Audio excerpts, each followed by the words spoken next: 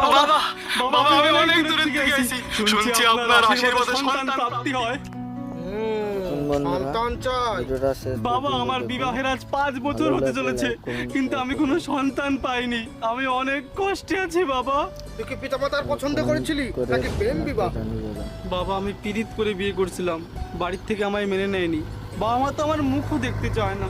পিতামাতার আশীর্বাদ যেমন লাগে, পিতামাতার অভিশাপও ঠিক তেমনই লাগে। তুমি হয়তো তোমার পিতামাতার মনে আঘাত দিয়েছো।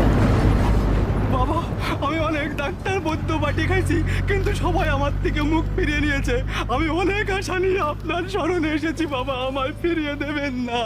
রিল্যাক্স, তোর ওয়াইফকে ডাক। আমি এই শিকড় তোর ওয়াইফের হাতে তুলে দেবো, তোর মনস্কামনা পূর্ণ হবে। দাও বাবা। না তোমাকে না, তোমার